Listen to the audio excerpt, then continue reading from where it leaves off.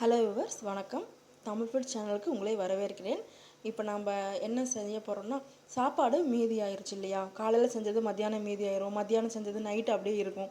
அது குழம்புலாம் இருக்காது. நம்ம என்ன பண்ணுறது என்னென்னு யோசிச்சுட்டு குழம்பு வைக்கணும், ரசம் வைக்கணும்னு யோசிச்சுட்டு இருப்போம். அந்த சமயத்தில் சாப்பாடை தாளித்து சாப்பிட்லாம். ரொம்ப டேஸ்ட்டாகவும் இருக்கும்.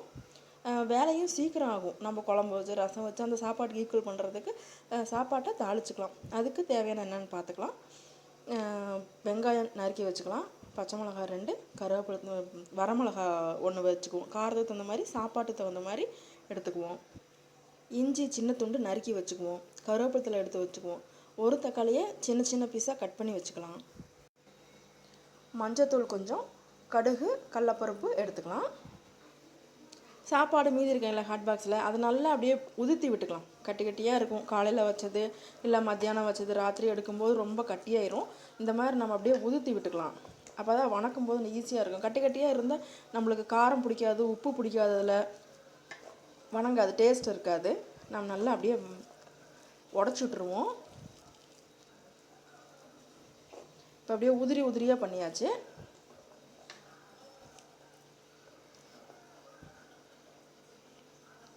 இப்போ எப்படி செய்கிறதுன்னு பார்க்கலாம். வடச்சட்டி அடுப்பில் வச்சு ஆயில் விட்டுக்கலாம். சாப்பாட்டுக்கு தகுந்த ஆயில் விட்டுக்கலாம். ஆயில் நல்லா சூடாகட்டும். ஆயில் நல்லா சூடாகிடுச்சு. நாம் எடுத்து வச்சுருக்கிற மஞ்சத்தூள், கடுகு, கடலப்பருப்பு போட்டுக்கலாம்.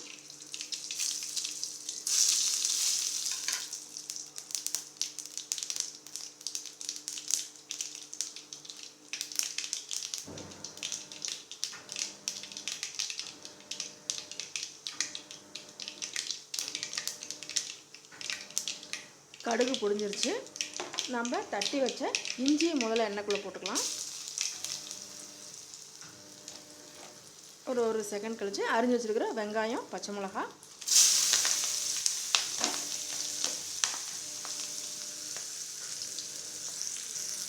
வெங்காயம் பச்சை மிளகாய் நல்லா வதக்கிக்கலாம்.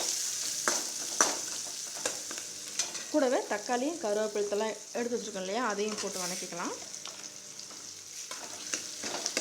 நல்லா தக்காளி வதங்கணும்.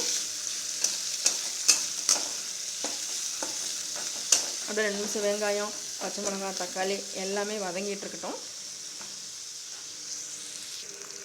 நல்லா வதங்கிருச்சு. இப்போ சாப்பாட்டுக்கும் அந்த வெங்காயம் தக்காளிக்கும் உண்டான உப்பு இப்போயே போட்டுட்டோம்னா வெங்காயம் தக்காளி உப்பு பட்டால் சீக்கிரம் வந்துடும்.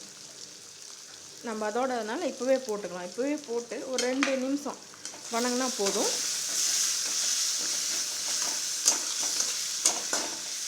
வெங்காயம் தக்காளியும் நம்மளுக்கு நல்லா வதங்கிடும். இப்போ நம்ம கொஞ்சம் கொஞ்சமாக சாப்பாட்டை உள்ளே போட்டுக்கலாம்.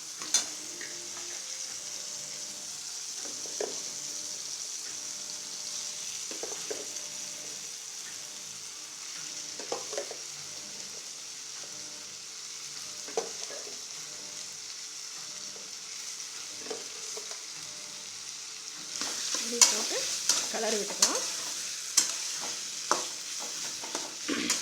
ஃபுல்லாக போட்டு கிளறலாம். இப்போ சாப்பாடை நல்லா உள்ளே போட்டு நல்லா கிளறி விட்டாச்சு. இது நல்லா சூடாகட்டும். உப்பு பத்தலைன்னா டேஸ்ட் பண்ணி பார்த்துட்டு கூட போட்டுக்கலாம். இதுக்கு முட்டை பொரியல் செஞ்சுக்கலாம், நல்லாயிருக்கும். ஒன்றுமே இல்லை, கூட சிம்பிளாக ஊறுகாய் தொட்டுக்கிட்டால் கூட சூப்பராக இருக்கும். நம்ம வெளியில் போயிட்டு வந்தோம், அதுக்கோசரம் பண்ணிகிட்டு இருக்கணும்னு அவசியம் இல்லை. டக்குன்னு இப்படி வெங்காயம், பச்சை மிளகா, தக்காளிலாம் அரிஞ்சு வச்சு நல்லா தாளிச்சுக்கலாம். இன்னும் நிறையா சாப்பாடு இருக்குது அப்படின்னா நம்ம பூண்டு போட்டுக்கலாம், பட்டை கிராம்பு போட்டுக்கலாம். தக்காளி சாப்பாடு மாதிரியே தாளித்து விட்டுக்கலாம்.